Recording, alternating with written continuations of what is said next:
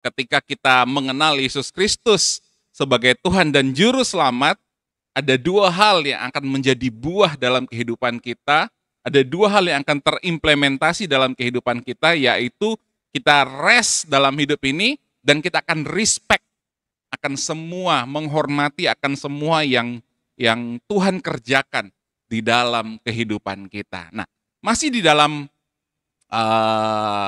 tema bertumbuh di dalam Kristus, Bapak Ibu Saudara ya.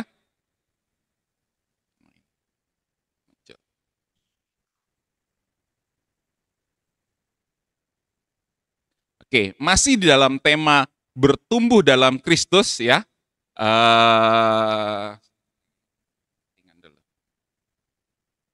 Ya, dari ayat yang masih merupakan kelanjutan dari beberapa waktu yang lalu di doa pagi yang saya sampaikan, kita belajar dari 2 Petrus 3 ayat yang ke-18 ya.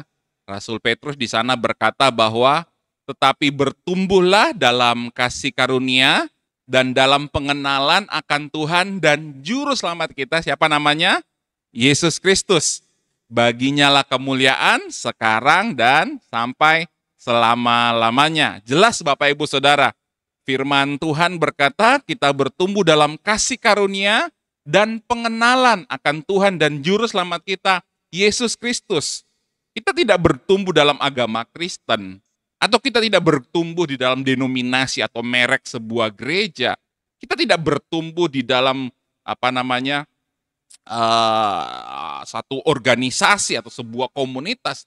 Tetapi yang Tuhan mau, yang Tuhan ingin kita pahami adalah bahwa kita ini adalah orang-orang yang dibawa Tuhan untuk bertumbuh di dalam kasih karunia dan pengenalan akan Juru Selamat kita, Tuhan Yesus Kristus.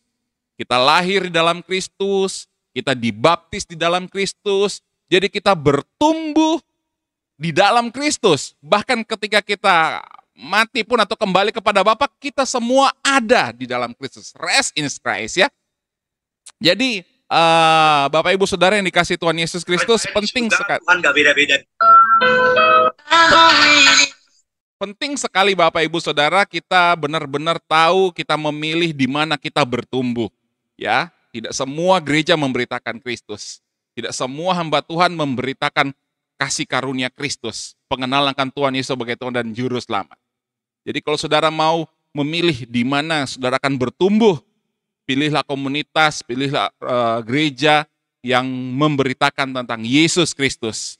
Dan kita bersyukur kita ada di rumah kasih karunia Kristus, di mana kita setiap hari melalui doa pagi, kita bisa belajar mengenal kasih karunia Tuhan Yesus Kristus, grace of Christ. Kita menerima tubuh dan darah Yesus, kita menerima minyak zaitun, di mana semua itu adalah tentang Yesus Kristus yang adalah Juru Selamat kita. Dan saya percaya kita pasti bertumbuh dan berbuah, karena kita sedang belajar untuk melihat kepada Dia atau kepada Kristus yang adalah kepala gereja kita ya. Nah, kalau 2 minggu yang lalu ya, saya sudah share tentang Amazing Grace, bertumbuh di dalam kasih karunia Kristus. Ada 2 hal di sana, cuma sekedar untuk merimain kita semua. Yang pertama, Amazing Grace itu menuntun kita untuk selalu menikmati semua karya Kristus yang sudah selesai. Bahkan kita belajar 2 minggu lalu dalam Roma 5:20, bahkan kita saat jatuh dalam kelemahan sekalipun, jatuh dalam dosa sekalipun, Bapa tetap menunjukkan kasih karunia-Nya yang berlimpah-limpah. Ya, karena Roma 5:20 dikatakan, di mana dosa bertambah, di situ kasih karunia berlimpah-limpah. Karena Tuhan memberkati kita bukan berdasarkan perbuatan kita. Tuhan memberkati kita karena Dia sudah berjanji semua yang ada di dalam Kristus menerima berkat-berkat Abraham. Nah, kita menerima Yesus, kita semua otomatis ada dalam Kristus.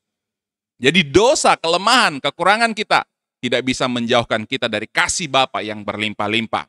Yang kedua, Amazing Grace of Christ itu tidak membuat kita hidup di dalam dosa, tetapi justru kasih karunia Kristus itu mendidik kita untuk hidup bijaksana, adil, dan memuliakan Tuhan. Ya, seperti dalam Titus 2 ayat 12 dan dikatakan, Ia mendidik kita supaya meninggalkan kefasikan dan keinginan-keinginan duniawi supaya kita hidup bijaksana, adil, dan beribadah di dalam dunia ini. Jadi kasih karunia itu bukan bebas berbuat dosa, tetapi kasih karunia mendidik kita untuk apa? Meninggalkan dosa, untuk hidup bijaksana, untuk hidup adil, dan beribadah atau memuliakan Tuhan.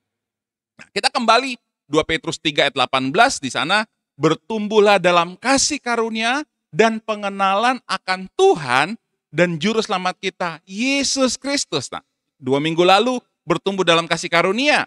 Dan hari ini kita mau belajar tentang bertumbuh dalam pengenalan akan Tuhan dan juru selamat kita, Yesus Kristus.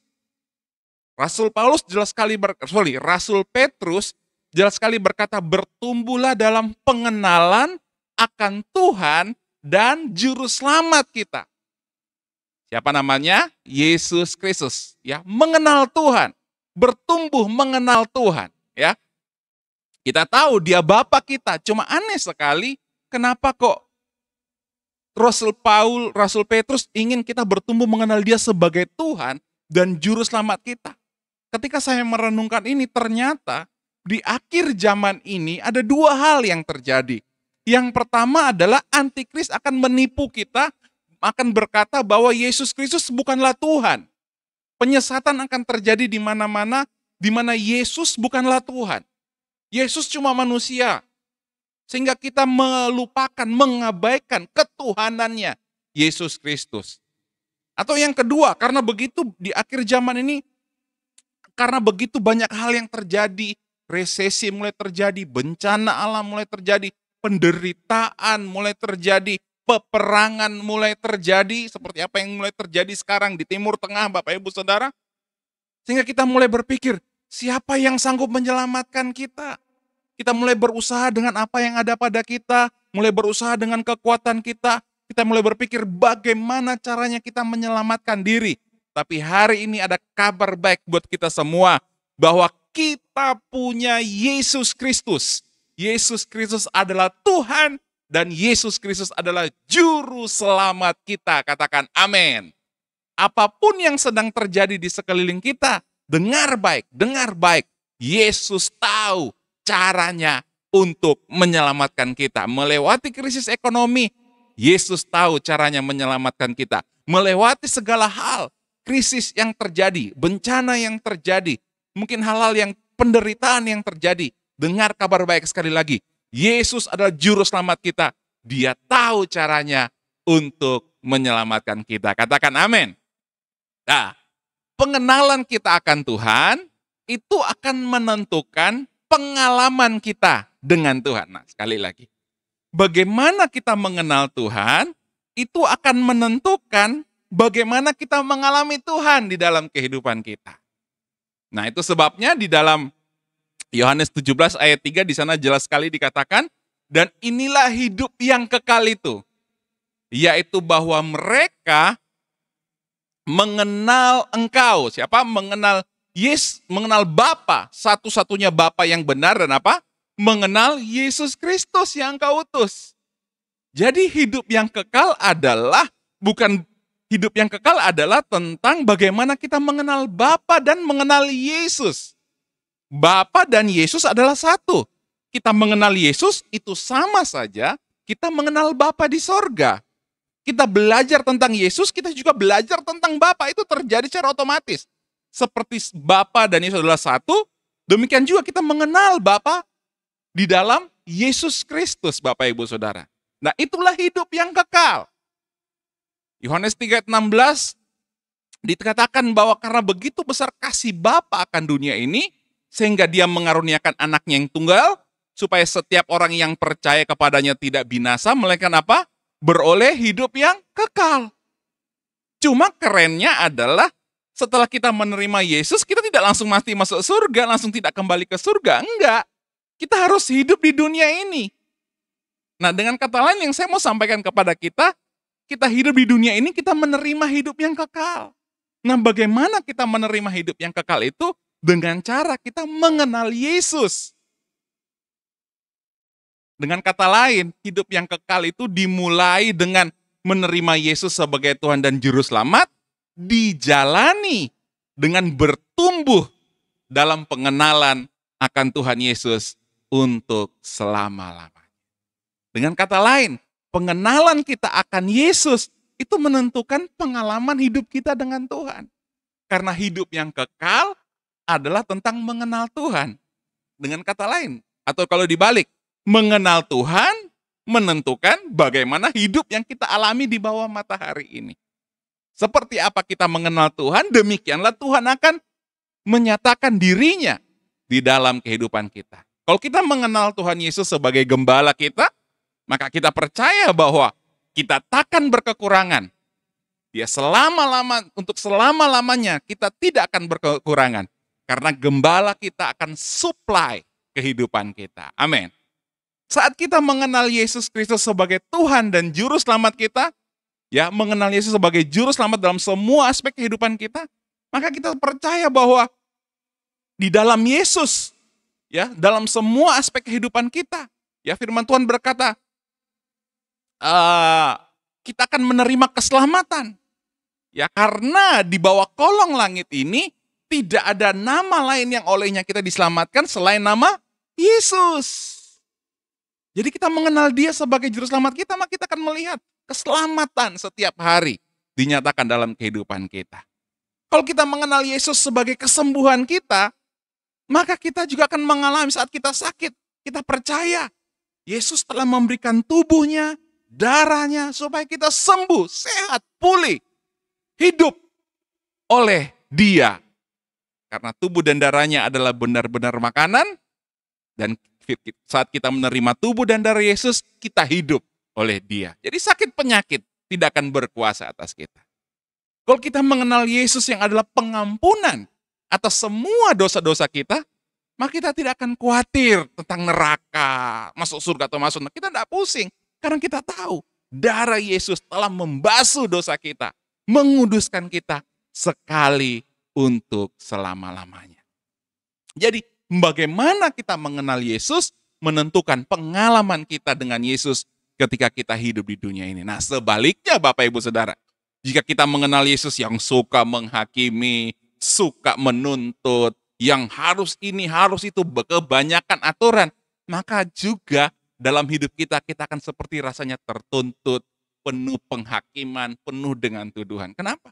Karena kita mengenal Yesus yang keliru. Itu sebabnya hati-hati kita mendengarkan khotbah. Tidak semua khotbah memberitakan Yesus Kristus, kasih karunia dan kebenaran. Saat kita mau bertumbuh mengenal Dia sebagai Tuhan dan Juru Selamat, maka kita selalu tahu Dia Tuhan yang berkuasa dan setia untuk menolong, menyelamatkan kita. Ya. Karena Yesus Kristus adalah Tuhan dan Juru Selamatku yang baik, maka hidupku akan senantiasa aman dan baik-baik saja. Yuk kita mari perkatakan ini sama-sama Bapak Ibu Saudara. Karena Yesus Kristus adalah Tuhan dan Juru Selamatku yang baik, maka hidupku senantiasa aman dan baik-baik saja. Katakan amin. Yesus Kristus adalah Tuhan yang baik, Dia sahabat yang baik, Dia Bapa yang baik, Dia Juru Selamat yang baik. Maka percayalah kita ada di dalam Yesus, hidupmu, hidupku akan aman, akan baik-baik saja. Meskipun dunia sedang tidak baik-baik saja, tapi kita yang ada dalam Yesus akan baik-baik saja. Nah, saya masuk pada inti khotbah saya. Ada dua alasan mengapa kita perlu mengenal Yesus Kristus sebagai Tuhan dan Juru Selamat. Ya, tadi dikatakan bertumbuhlah dalam kasih karunia dan pengenalan akan Tuhan dan Juru Selamat kita, Yesus Kristus. Mengapa, saudara? Yang pertama adalah begini. Saat kita mengenal Dia sebagai Tuhan dan Juru Selamat kehidupan kita akan memiliki hidup yang tenang, aman, nyaman di dalam Yesus Kristus. Dengan kata lain, kita bisa rest di dalam Dia. Coba saudara renungkan, saudara bayangkan, saudara mengenal bahwa Yesus itu adalah Tuhan dan Juru Selamat di dalam kehidupan. Meskipun dunia sedang gonjang-ganjing, banyak hal yang sedang terjadi, banyak hal yang sedang di luar dari pemikiran kita, ya. Pak Presiden Jokowi beberapa waktu yang lalu menyampaikan tentang krisis pangan yang akan terjadi ke depan. Saya tidak tahu apakah kita menyadari, ya, ibu-ibu, oma-oma, ini harga pangan mulai naik, ya kan? Menggenapi Wahyu 6 ayatnya yang ke-6, secupak gandum sedinar, dan itu masih awal. Dan ini masih awal, nanti akan lebih buruk lagi, lebih buruk lagi. Banyak hal yang buruk terjadi di sekeliling kita. Tapi waktu kita mengenal Yesus sebagai Tuhan dan Juru Selamat kita punya ketenangan, kita punya keamanan, kita punya rasa nyaman. Kenapa? Karena Yesus adalah Tuhan. Amin. Roma 6 ayatnya yang ke-9 dikatakan begini. Karena kita tahu bahwa Kristus sesudah ia bangkit dari antara orang mati, ya, tidak mati lagi. Maut tidak berkuasa atas dia. Yesus yang kita kenal itu, Yesus yang olehnya kita beroleh hidup kekal itu, ternyata dia adalah Tuhan. Tuhan yang bangkit dari antara orang mati. Bahkan jelas sekali, maut tidak berkuasa atas dia. Ada begitu banyak nabi, ada begitu banyak tokoh agama, ada begitu banyak guru, ada begitu banyak rasul. Tapi semuanya mati nggak bangkit, Bapak Ibu Saudara. Cuma Yesus Kristus, dia mati, hari yang ketiga dia bangkit dan memberikan hidup kekal bagi saudara dan saya. Dia mati, hari yang ketiga dia bangkit, dia memberikan keselamatan bagi kita yang percaya kepada Yesus Kristus sebagai Tuhan dan Juru Selamat kita. Amin. Hanya Yesus. Semua mati nggak bangkit-bangkit. Cuma Yesus itu membuktikan bahwa Yesus adalah Tuhan. Yesus yang adalah pribadi yang sangat-sangat berkuasa. Dia adalah Tuhan, dia adalah Juru Selamat. Bahkan dikatakan dalam Matius 28 ayat yang ke-18 dikatakan begini. Yesus mendekati mereka dan berkata, kepadaku, kepada Yesus telah diberikan apa? Segala kuasa di sorga dan di bumi. Yesus bukan cuma berkuasa di sorga saja, tapi Yesus berkuasa di bumi, katakan amin. Kita tinggal di bumi, Yesus berkuasa di bumi. Kalau Yesus berkuasa di bumi, kita adalah murid-muridnya, kita adalah anak-anaknya, maka percayalah kuasanya sempurna atas kehidupan kita. Maut nggak bisa berkuasa atas kita. Sakit penyakit tidak bisa berkuasa atas kita. Kemiskinan, kekurangan tidak bisa berkuasa atas kita. Kekhawatiran, penderitaan nggak bisa berkuasa atas kita. Tapi Yesuslah yang berkuasa atas kita. Karena kenapa? Karena Yesus telah diberikan kuasa di sorga atas di bumi. Kalau dia berkuasa atas kita, maka percayalah Bapak Ibu Saudara, ada pertolongan, ada keselamatan, ada keajaiban di dalam Tuhan Yesus Kristus. Katakan amin. Jangan takut akan masa depan. Jangan khawatir kalau kita nggak pegang duit. Jangan takut kalau kita nggak bisa bayar ini, bayar itu. Jangan takut kalau rencana kita tidak berjalan seperti apa yang kita inginkan. Tapi tetaplah percaya, kita punya Yesus yang sanggup mengubah yang buruk menjadi kebaikan di dalam kehidupan kita. Itu sebabnya kita harus selalu bertumbuh, terus-menerus bertumbuh mengenal Dia, Tuhan, satu-satunya Tuhan, Juru Selamat yang memberikan kepastian. Karena hanya Yesus, Juru Selamat yang mati dan bangkit, menerima kuasa dan memberikan kasih karunia buat saudara dan saya. Mari perkatakan kepada diri saudara sendiri, saya menerima kasih karunia berlimpah-limpah dari Tuhan Yesus. 1, 2, 3, saya menerima kasih karunia berlimpah-limpah dari Tuhan Yesus Kristus. Amin. Amin. Ini ayat yang keren Bapak Ibu Saudara. Mungkin saudara berkata, tapi saya lagi tertekan, Pastor. Saya lagi menderita. Saya lagi ditindas. Saya ada masalah keuangan, saya sedang terancam. Ada orang-orang yang berusaha menjatuhkan saya. Ada orang-orang berusaha untuk merendahkan saya. Memfitnah dan lain sebagainya, memburuk-burukan saya. Saya ingin berkata kepada saudara, 2 Tesalonika 1 ayatnya yang ke-6 dan 7. Kita baca ya. 2 Tesalonika 1 ayat 6 dan 7 dikatakan begini.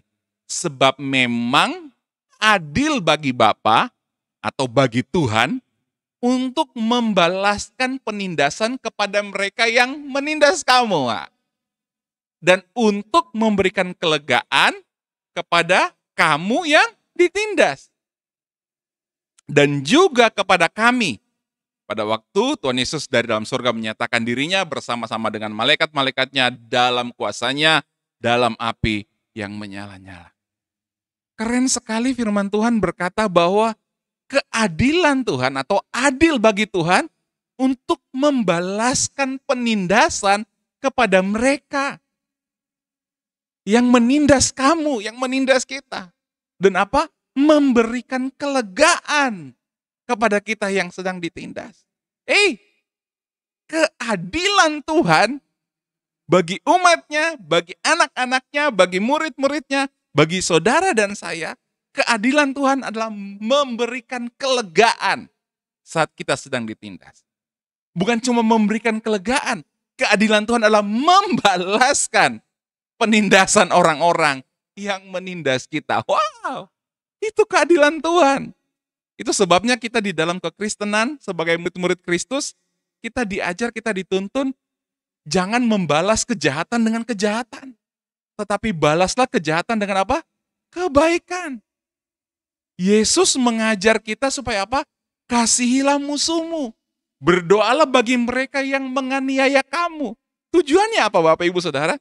Tujuannya adalah begini, beri kesempatan kepada Tuhan untuk membalas. Kalau kita membalas orang yang berbuat jahat kepada kita dengan hal yang jahat juga, ya sudah. Tuhan gak bisa membalas kepada orang itu. Kenapa? Karena kita sudah membalas. Tidak adil. Tapi, kalau orang berbuat jahat sama kita, kemudian kita berdoa buat mereka, kita mengasihi mereka.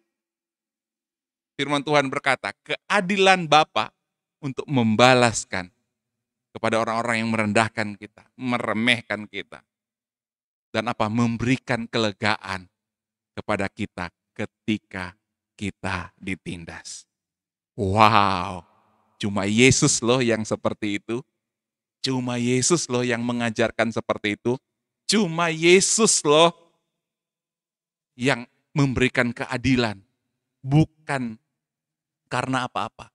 Karena satu alasan, kita ada di dalam Dia. Kita mengenal Dia. Kita ada di dalam hidup yang kekal, mengenal Dia sebagai Tuhan dan Juru Selamat kita.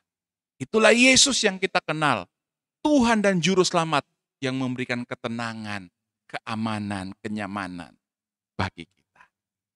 Coba ya nanti ya, kita lihat Israel sedang ditindas hari-hari ini. Saudara bisa lihat nanti bagaimana pembelaan Tuhan atas Israel. Kita lihat kemuliaan Tuhan pasti dinyatakan. Oke, kita tidak usah melenceng ke sana. Ayo kita perkatakan ini lagi. Yesus Kristus adalah Tuhan dan Juru Selamat yang memberikan ketenangan, keamanan, dan kenyamanan bagiku. 1, 2, 3. Yesus Kristus adalah Tuhan dan Juru Selamat yang memberikan ketenangan, keamanan, kenyamanan bagiku. Yesus itu Tuhan, Bapak Ibu Saudara. Yesus adalah Juru Selamat. Dia punya cara untuk menyelamatkan. Dia mengatur sebagaimana supaya kita tetap rest, tenang, aman, nyaman di dalam Dia. Haleluya. Yuk kita tepuk tangan buat Tuhan Yesus Kristus. Haleluya. Yang kedua, Bapak Ibu Saudara. Yang terakhir. Alasan mengapa kita perlu mengenal Yesus Kristus sebagai Tuhan dan Juru Selamat. Yang pertama, supaya kita rest di dalam Dia. Karena Dia adalah Tuhan, Dia adalah Juru Selamat, kita tenang. Apapun yang terjadi, Dia Tuhan yang mengatasi maut. Satu-satunya Tuhan yang menang atas maut. Dia sanggup menolong kita, Dia sanggup menyelamatkan kita. Nah, yang kedua adalah begini. Alasan mengapa kita perlu mengenal Dia sebagai Tuhan dan Juru Selamat adalah begini, supaya kita tetap menghormati Dia karena kasih. Kita tetap menghormati Dia karena kasih. Menarik sekali Bapak Ibu Saudara, di sini dikatakan di dalam 2 Petrus 3:18 dikatakan, bertumbuhlah dalam kasih karunia dan dalam pengenalan akan Tuhan. Bukan Bapa, bukan sahabat, bukan raja, bukan imam. Yesus adalah imam, Yesus adalah guru, Yesus adalah raja. Tapi Rasul Petrus menulis dengan sangat jelas, mengenal akan Tuhan dan Juru Selamat kita siapa? Yesus Kristus. Bible menggunakan kata Tuhan yang berarti tuan atau dalam bahasa Yunaninya itu kurios. Ya, kurios itu berarti supreme in authority. Paling tinggi di dalam otoritas. Paling tinggi di dalam kekuasaan.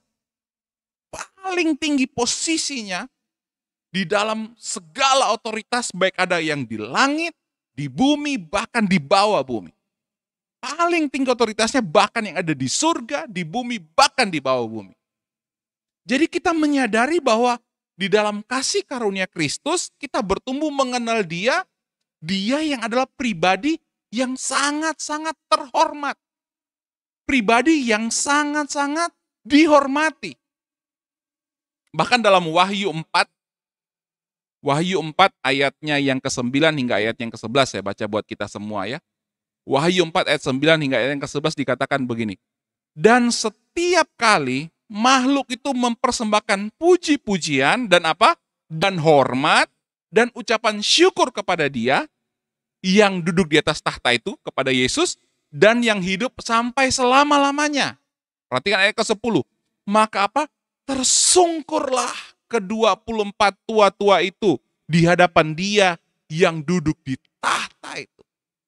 Tua-tua itu tersungkur di hadapan Dia. Kenapa? Karena Dia sangat terhormat. Dia Tuhan, Dia Tuan yang terhormat. Memiliki otoritas yang tertinggi di surga, di bumi, bahkan di bawah bumi. Bahkan yang terjadi, mereka menyembahnya, ya, ayatnya yang ke-10, dan mereka menyembah Dia yang hidup sampai selama-lamanya. Dan apa? Mereka melemparkan mahkotanya di hadapan tahta itu sambil berkata, ya Tuhan dan Bapa kami, Engkau layak menerima pujian dan hormat dan kuasa, sebab Engkau telah menciptakan segala sesuatu, dan oleh kehendak-Mu semuanya itu ada dan diciptakan. Wow, Bapak Ibu Saudara, pahamilah, Yesus itu adalah pribadi yang sangat-sangat terhormat. Memiliki otoritas paling tinggi. Kalau kita menghormati presiden Yesus jauh lebih terhormat. Kita menghormati siapa penguasa di dunia ini? Pemerintahan terbesar di dunia ini. Yesus memiliki otoritas atau kekuasaan yang jauh lebih tinggi daripada mereka semua. Dengan kata lain, saat kita mengenal Dia Tuhan dan Juru Selamat kita, itu memotivasi kita untuk menyembah Dia, untuk memuliakan Dia dengan kehidupan kita. Kita menyembah Yesus bukan supaya kita diberkati dan alami mujizat, Bapak Ibu Saudara. Karena sebelum kita menyembah pun Dia sudah memberkati kita. Dia menyelamatkan kita karena Dia sangat mengasihi kita. Kita menyembah Yesus bukan supaya kita gemeter-gemeter gitu ya, merinding-merinding, terus kemudian menangis. Bukan. Belum lagi kalau ada hamba Tuhannya pakai suara ngebas gitu ya. Harapan Tuhan. Bukan gitu Bapak Ibu Saudara. Kita menyembah Yesus bukan karena itu. Kita menyembah Yesus cuma karena satu alasan. Dia adalah pribadi yang sangat-sangat terhormat. Yang layak ditinggikan. Yang layak untuk dimuliakan. Dan kerennya Bapak Ibu Saudara, kerennya adalah begini. Dia yang terhormat itu, perhatikan ini baik. Dia yang terhormat itu, yang ada di tahtanya di surga, Dia turun ke dunia, menjadi manusia, memberikan tubuhnya, memberikan darahnya, mati seperti seorang penjahat, menjadi kutuk, menjadi dosa buat saudara dan saya. Karena kasih-Nya yang besar di dalam kehidupan kita. Haleluya! Saudara bisa bayangkan itu? Betapa besar anugerah kebaikan, cinta Tuhan di dalam kehidupan kita. Itu sebabnya sadari Bapak Ibu Saudara. Dia Tuhan yang terhormat, tapi dia mau merendahkan diri sebagai bukti dia sangat-sangat mengasihi kita. Dia mati disalibkan lebih buruk daripada seorang penjahat, padahal dia tidak berbuat jahat sama sekali. Dia yang terhormat itu. Itu sebabnya kalau kita mengenal dia sebagai Tuhan yang terhormat, yang layak kita hormati, layak kita tinggikan. Terus hanya saat kita beribadah, ibadahlah dengan rasa hormat akan Tuhan. Saat kita hidup, hiduplah dengan rasa hormat akan Tuhan. Saat kita melayani, melayanilah dengan rasa hormat akan Tuhan. Apa yang terbaik, yang kita bisa berikan buat Tuhan. Saat kita memberi, berikanlah dengan rasa hormat akan Tuhan. Jangan nyanyi asal-asalan, ya kan? Jangan melayani asal-asalan. Jangan berdoa asal-asalan tanpa persiapan gitu ya. Apalagi saat kita mengangkat tubuh darah Yesus. Kita tidak memberikan penghormatan atas anugerah, atas kasih Tuhan yang besar dalam kehidupan kita. Memang Tuhan tidak menuntut sih dia dihormati. Tapi kalau kita kenal dia Tuhan yang sangat mengasihi kita, akan muncul rasa hormat karena anugerahnya di dalam kehidupan kita. Buat kasihnya, buat kebaikannya yang besar. Ya, jangan karena kasih karunia atau karena Tuhan Yesus baik atau tidak ada penghukuman dalam Kristus, akhirnya kita mengabaikan penghormatan kepada Yesus Kristus yang sangat mengasihi kita. Sebabnya, biar kita selalu menyadari kasih karunia menuntun saudara, menuntun saya, menuntun kita untuk selalu menghormati Yesus lewat perkataan kita, lewat perbuatan kita, lewat pelayanan kita. Ya, kita belajar beri yang terbaik, belajar mempersiapkan yang terbaik, mengembangkan yang terbaik, melayani jiwa-jiwa. Ya, lewat apa? Lewat senyum kita mungkin. Menuntun kita menghormati Yesus. Karena hidup adalah penyembahan.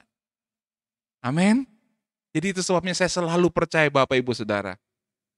Hidup di dalam kasih karunia itu enggak mungkin malas dalam melayani Tuhan. Hidup dalam kasih karunia itu enggak mungkin tidak all out memberikan yang terbaik bagi pekerjaan Tuhan.